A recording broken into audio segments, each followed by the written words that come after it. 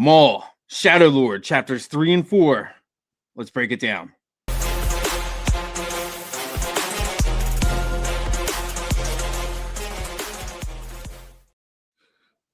All right. I'm Obi Berry Kenobi, and to my left here is Darth George. Hey.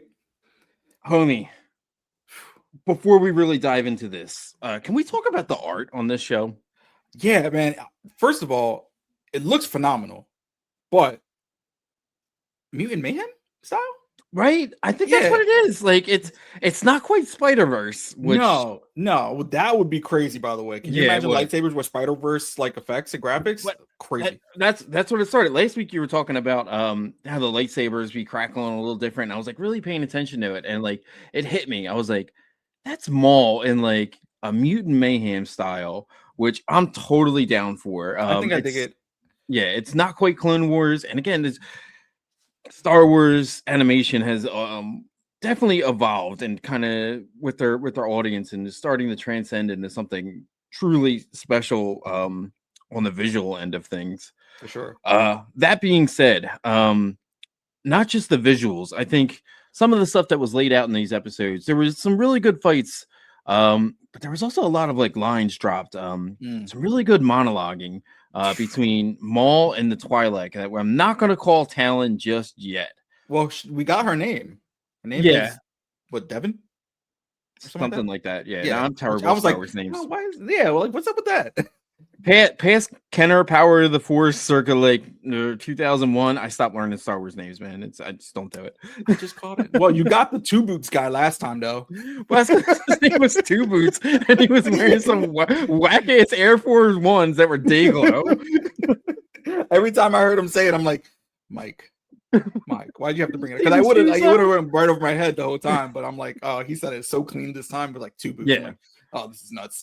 And did you see his boots? Yeah. I thought. Yeah, dude. They're 1993 called. They want them back. Oh shoot.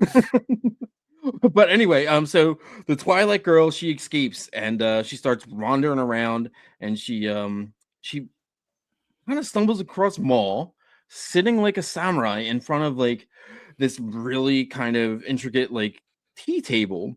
And a lot of times when samurai they do like their tea, it's not about drinking the tea, it's about the preparation and the stuff that goes into making it and the gesture of doing it, which I thought was kind of amazing. I mean, that goes back to George and his inspiration for Star Wars. He keeps I love the little subtle nuances of Western and samurai and stuff like that. They keep coming back, and it's always really nice to see that they still keep to those roots, because it's what made Star Wars what it is today. So continue to hit that, because that is a beautiful thing to keep adding in there. Oh, absolutely. But they start getting in a bit of a philosophical debate here. And I think Maul says something along the lines of like, you settle on who you believe I am, and I can be that person, because she's obviously pretty scared of Maul. Yeah, for sure. She's like, I know who you are. And he's like, well, I'm sure you heard stories about me. And some of them are true, but if you want me to be that person, I can totally flip this table and be that person. I wasn't sure if he was threatening her with that, or he was just like, whatever you want me to be, I'll be. I can be your best friend, or I can be your worst enemy. And it was just like a cold line, but you can read that anyway. Absolutely. And that's kind of the genius of Maul, is he's very his manipulation game is probably second only to Palpatine. Like, yeah, I agree. I mean, he learned under the guy, so what do you expect? Exactly. Like he kind of alludes to it too. That kind of segues right into this other thing of like, he was manipulated on such a grand, terrible scale. He talks about part of the order is to serve the Republic, or she talks about that, and he says, his master cast him aside, and his mother and brother were murdered, and it really kind of starts to dig a little deeper for him, I think. Well, I think a lot of it too is like for her understanding of good and evil has obviously been skewered up by the Jedi. Mhm, And it goes back to what I said last week about Maul. Maul does not see himself as the bad guy here. Maul sees him as a way to fix what's been wronged in the universe, in the mhm. galaxy. And also in the process of all this, he's going to be able to get his revenge against Sidious for doing all the wrongdoings that he did against him, which is, I would love to see that. I don't know if we're going to get that far, but if he is working up to that, because he's going and taking out these people that did him wrong, these individual syndicate lords, the syndicates in general, like he's trying to bring all this stuff down. And I feel like he is working up toward either Sidious himself or his spawn, which would be Vader. And it's so crazy to see that. Does he know about Vader yet? I don't know. I would, And it yeah. And he the only reason is because in the end of the Clone Wars season 7, he has a vision and he tells Okay. Ahsoka about the vision that, the people that you think you really don't know, essentially. And I think he knows that that at this time, Anakin was getting corrupted by Palpatine, which he would also know because he's been there, done that. So I feel like a lot of the stuff in the galaxy is not like not missed news. Like I'm sure he knows either of Vader or of Anakin. I mean, he knows of Anakin, but Yeah. he went to the dark side. You know what I mean? See, and that right there, that's why they pay you the big podcast dollars, because you remember all that stuff and it's amazing. And you definitely connect the dots on that. Let's talk about maybe the Twilight Girl isn't quite going down the path Maul wants her in the instant he wants her to kind of switch. So he pulls a Batman and just shuts off all the lights. First of all, that was amazing, by the way. Right? It was, dude. That was so dope. And like Whitwer's voice and just like her like wandering around because she had the lightsaber on, if I'm not mistaken, She right? had his lightsaber, yes, because she Yeah, wound so up it was stealing it while he had it next to her. yeah, and the glow of that, and it kind of made me sad I don't pay for like premium Disney Plus, because It's it's gonna come expensive. in like yeah, exactly. But to those people who do, I'm sure it was absolutely fabulous. But it looked amazing, and it was actually really kind of my hair was starting to stand up a bit. I got definitely felt the tension I of her felt wandering it. around and like was constantly looking to see if like his eyes were in the background, and he popped in and out, and all I could think again was like he's pulling like League of Shadows, Batman, Bruce Wayne stuff. It Um, actually reminded me also of Luke in Dagobah training with Yoda, and he had him go into that cave, and oh Vader yeah. popped up. And then on top of that, Sam Witwer, I couldn't tell if it was just the voice that Sam was giving us or the voice with the monologue and what he was saying. It was creepy, but it was cool as frick. It almost reminded me of you ever seen that show on Netflix, You, where the guy was like a creepy like stalker?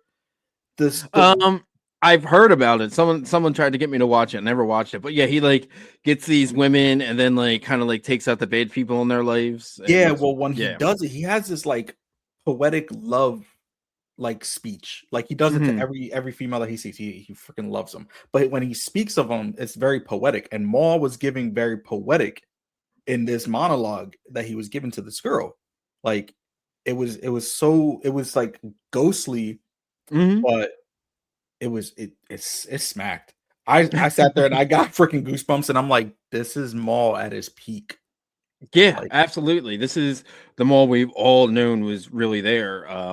That little old 13-year-old me or whatever really wanted, and it then he got fucking chopped in half. was a 2-for-1 sale. Oh man. Buy one, get one half off. New from Kenner, the Darth Maul Build-A-Figure.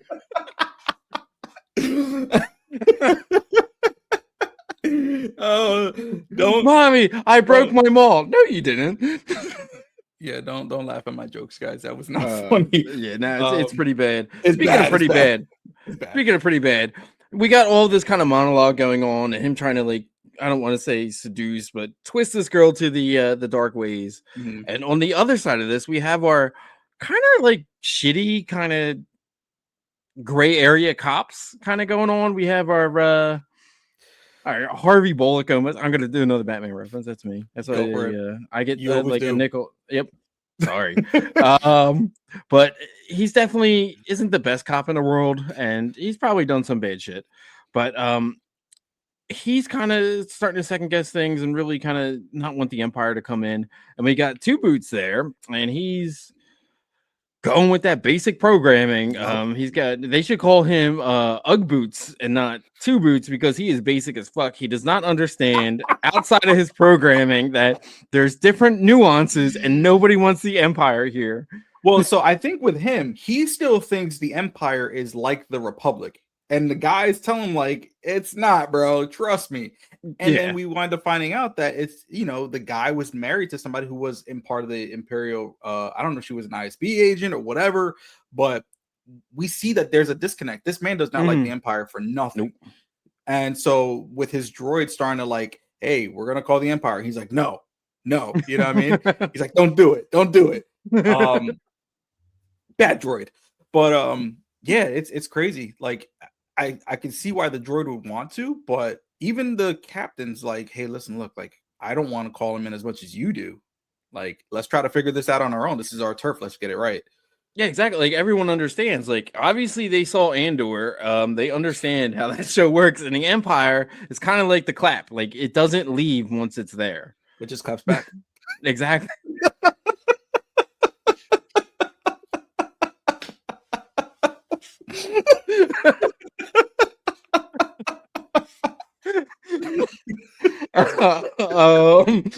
Let me try and get this one back in here. Reel it in, brother. No, I got it. You know how I'm gonna reel it in? Let's talk about all of the different Jedi fighting forms that were used, and some of the music cues. Did you pick up on Battle of the Heroes or the Battle of Mustafar? Right, dude, the little subtle throws of these songs in the background. It's like, but I'm like that's probably my favorite Star Wars song. And I was thinking about it. I was like, why do they have this here? Why do they have this here? Because Maul is trying so hard to seduce this girl into the dark side that it is like really trying to twist it. And one of the last heroes that she is, and he's picking up. First off, she's using his lightsaber, and he's really twisting it, and she's getting angry, which is just feeding into his lightsaber. I'm sure it's picking up on all that raw anger and emotion, and then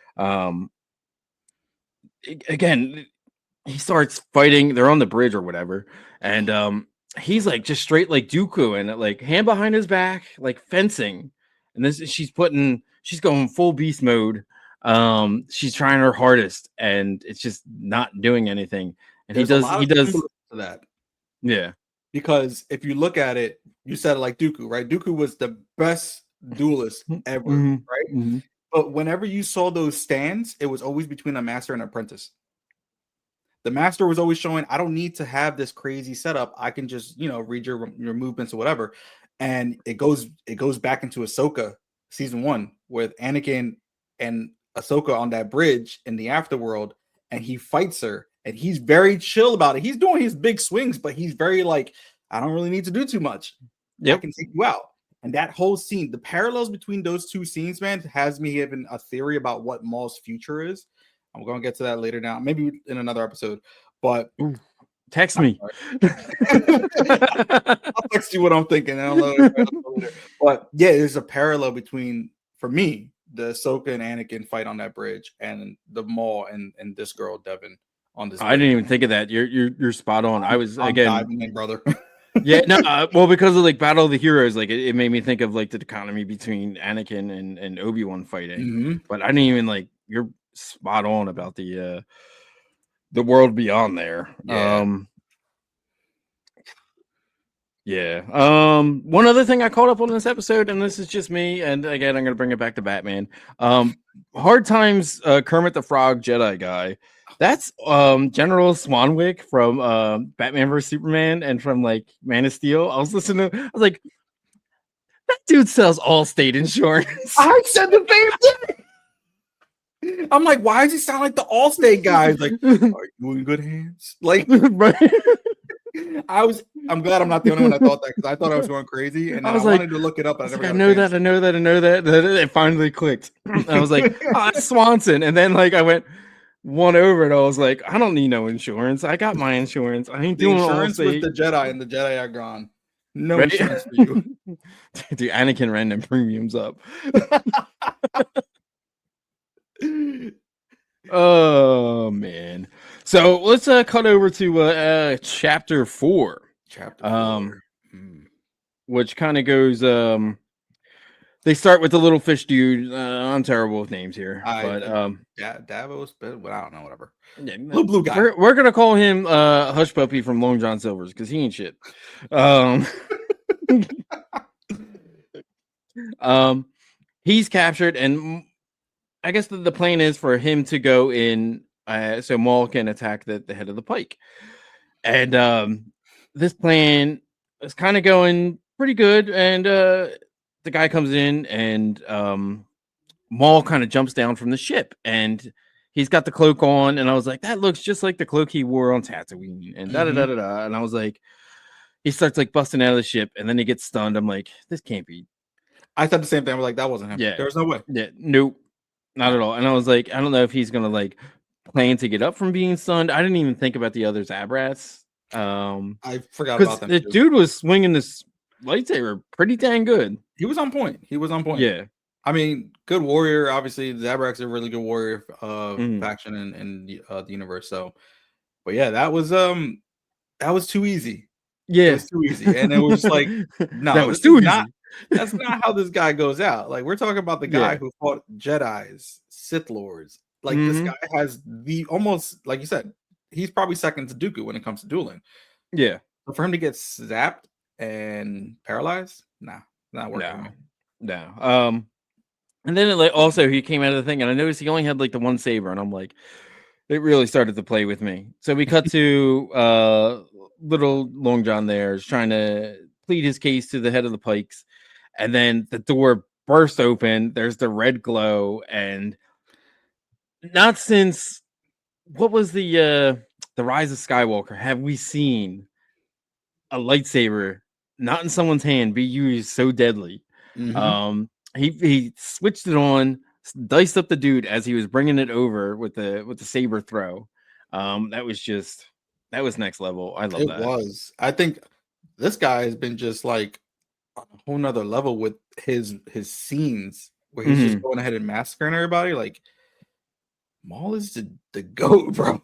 Yep. He's And the like I was also thinking like I know between like the Jedi and the Sith, there's like kind of the code where like you don't just like turn your lightsaber on in front of someone and like Mhm. zap them. And like Maul's like, nah, screw it. I'm just gonna win. The rules are they're ancient rules. They don't really abide Mm. by them anymore. There's not even really a Jedi and Sith faction anymore. Like, it's kind of just whoever's alive and has force sensitivity. Half of them Mhm. aren't even trained. So it's like whatever at this point. But So he connects the saber, gets mhm. the dual blade, and he was swapping it around, swinging around, and like it took me way back. It took me back to the theater of episode 1, just hearing the double bladed swoosh. Nobody did it like Ray Park, No, and no. it was amazing. Now, do you think that was set up that way, or do you think it just happened that way? Like, Maul knew that this guy was gonna just try to betray him, and or do you just think it kind of worked out? To take something from Star Trek, I think those guys, those two Pikes, are playing chess down here, and Mhm. Maul's got the 3D chess up here on top of that, and the other one up here, where he's playing multiple games on different levels, and he understood that that little guy was going to betray him, Mhm. and knew right away, um, exactly what was going to happen. Yeah, it was definitely like, I saw it coming, bro. You ain't gonna meet a day, bruh. So, what do we got next there, George?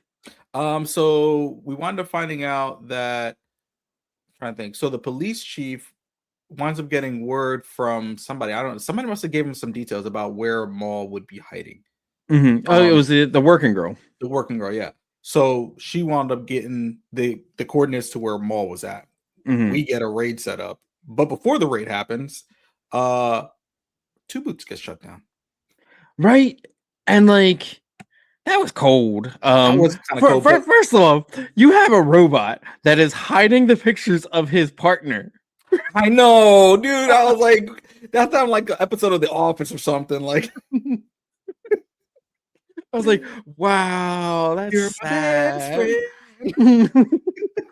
I'm not your best friend. Give me back the rest of my stuff. I'm not your friend. But yeah, I'm so he's making like, he your gets put calf. on desk duty, Death duty. Yep. and he's putting his stuff away. And you see the picture, and I'm like, that broke my heart.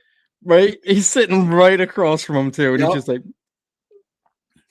So they get word, the captain is like, all right, let's go get a squad together or whatever. And then he goes, is there something going on? And the guy's like, we got it. Don't worry. He's like, I think we should go ahead and tell the Empire. He's like, no, takes him into the room.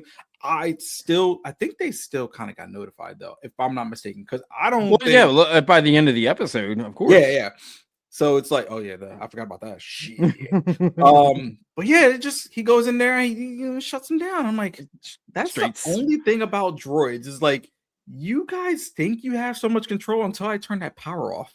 Right. He came in with like the neck pinch from like Mr. Spock. It was just like, boop.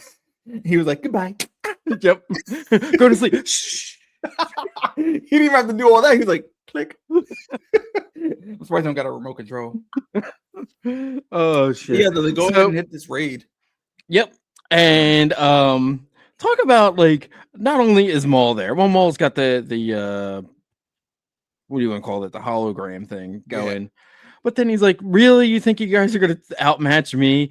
Here comes like 3 Mandalorians. Here come 2 Zabrats. Here come about 30 more like fully armed Mandalorians against this corpo cop bullcrap squad where they're like, we have shields. Yeah, how, they didn't stand how did they stand up to them? Like, it's crazy though, dude. I'm sitting there, they're shooting their blasters or whatever. And what's the first thing the captain does? He retreats. He goes back. He's got the guys in the shields, like, go get him. And I'm just like, bro. But they had no chance. Right. There's no way in hell. I have it because it was like a good like 6-7 minute cutaway where they end up going and fighting the Jedi ends up showing up. Yeah. And Maul, they start fighting them, and then they pan down. And these guys are still in the same spot with the same shields, trying to hold off 30 Mandalorians with the Beskar armor and everything. And they're like, I was like, no. The one girl comes with the flamethrower. She says, screw you guys. Yep. Like, there's no way. The one guy has a whole turret gun on them, aiming at them. It's a whole little small war zone. Like, it's crazy. Yeah. But we go into that lightsaber battle. These, mind you, this has to be 2 of the best episodes that I've seen in Star Wars outside of season 7 of Clone Wars, where the lightsaber battles were just superb. They're super fluid. I think that's because they started going into the mocap for a lot of these lightsaber battles. Oh, did they really? Yeah. So since season 7 of Clone Wars, they did mocap. And that's why the fluidity of the strikes are so much better. They're not choppy like they used to be. But yeah, between the girl and whatever green guy's name was, I forgot. He said his name, Uncle something. I don't know. Why is it always something Uncle? Bad luck, Kermit. Yeah, we're all Kermit the Frog, the Jedi. But yeah, they're tag teaming Maul, and of course Maul's holding his own like it's nothing. Like he's like I've been here before, guys. Have you not heard the stories? There's 2 dudes that can take on 2 Jedi. There is Darth Sidious, and then or not Darth Sidious, Count Dooku, and there is Darth Maul.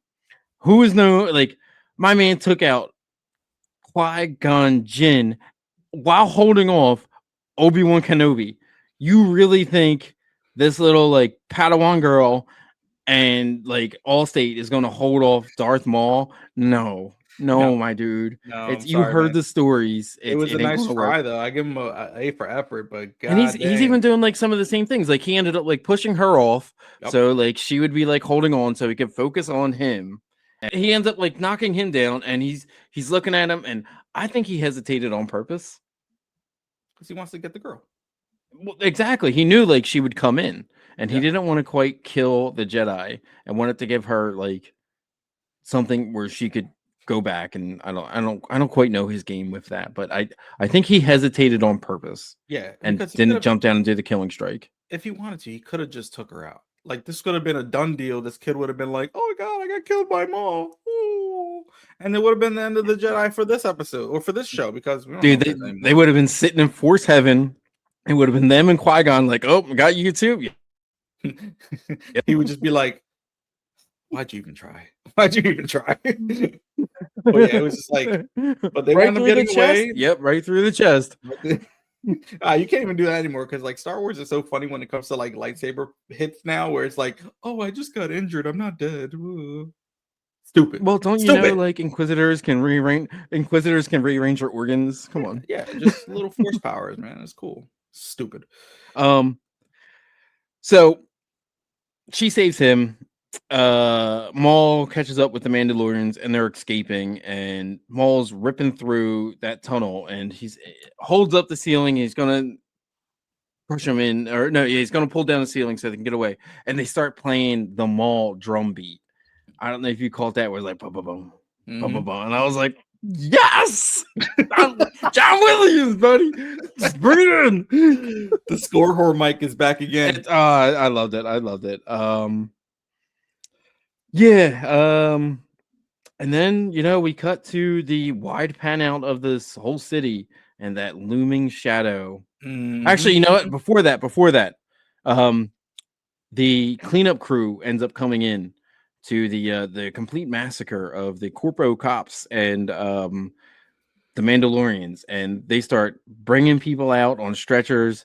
I'm sorry, they didn't make it. They don't have good health insurance. No, they're all toast. And the cops kind of looking, and you can see like the guilt kind of setting in of like, not only did he fumble this, but also he backed away. And because he backed away, all these people are dead. Yeah. And then it is at that moment that the ever looming shadow of the Star Destroyer. I mean, not even that. We wanted to find out that the robot betrayed him anyway. He sat there, came up to him. He's like, "How'd it go?" And he's like, "And go so well." He says, "I'm sorry." He goes and says, "I'm sorry for what I did in at the base or whatever." He's like, "And I'm sorry also." And then you see the shadow. Is that what it? Yeah. Yeah. I was just completely shook by it. It's still a spooky image. Like it's always been ever since like that first A New Hope. It comes in that Star Destroyer just going over the Leia's Corvette. Like, and you get just Vader's dun, dun. It's super like it's like somebody died. It's just, oh my god, dude! Like the way that they played the melodies in this show, it just adds to the like depth of what's happening. It's definitely firing on all cylinders. We got great dialogue, we got great monologues, we have amazing action, we have diving into like the Maul that we want to see. We have all these theme beats and just this again, this overall murky noir feeling to this. Like it really kind of felt like it's diving into like, what was the game? Was it 30-30 where they were 13-13? That never came out. I was so excited for that game because I felt like it was going to get into like the whole gangster level of Star Wars. Yep. And I definitely like thought of that while I was watching this. I think that's what they took inspiration, but they also had a Maul game that was supposed to come out as well. So I think they merged the two storylines together to create the show. So best of both worlds, man. And I don't have to buy a system. All I got to do is buy Disney Plus. Screw it. Sorry, I'll get rid of it afterwards. Sorry. So yeah, that was a bit of a shocker for me too. This episode was amazing. The other episode, the 3 and 4, were definitely powerhouses. So far I've enjoyed all 4 episodes. But what struck me as a bit odd is they're releasing 2 episodes at once. And for a guy who doesn't have as much time to sit down, I was like, cool, it's 9:30. I'm gonna watch Maul before I go to bed and have to wake up at 4 a.m. I was like, a whole hour. I felt like the second episode wasn't as long, though. I felt like it was a little shorter. For me, I got to watch it this morning, so it was a happy surprise because I'm going in like, yeah, 1 episode, let's go. And then I was like, oh, episode 4, yeah. I was winning today, so I got to see both. And again, phenomenal show so far. We're only 4 chapters into this thing, and it's been like nonstop action from episode 1 or chapter 1. Yeah, and it's the action like that I really want to see. And yeah, it's the action that Maul deserves, and I feel like Mhm. we got teased a little bit of that because of season 7 of Clone Wars. We what the hell, camera? Yeah, Where'd we your were. sleeves go? I don't know. You Everything clicked the got button, your shut up. sleeves are gone. Yeah, son. Show. But yeah, we got teased with it with season 7, and I think I'm excited to see where this thing goes from here, man. Me too, absolutely. I'm not reading any synopsises or anything going forward. I'm not even reading the episode names. I am Nope. just Just watch it. here for the ride and the surprise. And hopefully we get that Maul Vader fight by Hey, the end man. of this. Let's get it. Right. On that note, ladies and gentlemen, boys and girls, be sure to like, comment, and subscribe to Geeks at the Nerd Table. Please be sure to click on the GM production if you have it in you and you ever even thought that you can sing. My man over here can make you sound absolutely amazing. Hello. He makes me sound beautiful. I don't know what he does, what black magic Dathomir's Sisters of Mercy thing he is doing, but he is phenomenal. Please check out GM Productions and Repercussion Studios for sure. Be sure to follow Geeks at the Nerd Table on Instagram, Facebook, YouTube, all the things. And God damn it, let's go back. Let's go back to Peaches. Really? Like Peaches? You make Kevin sound amazing at Peaches? Really? It's magic, dude. I don't know what you had to do, but bravo. Also, be sure to keep in mind that Free Comic Book Day is coming up the first Saturday in May 3rd. There you go. Be sure to check out Baby Gorilla Comics, whether it's online or in person at it's in Pendle. Jose, I'm sorry, I can't remember the exact address.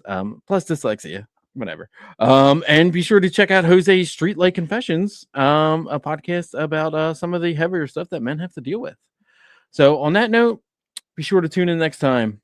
On that, adios. See you.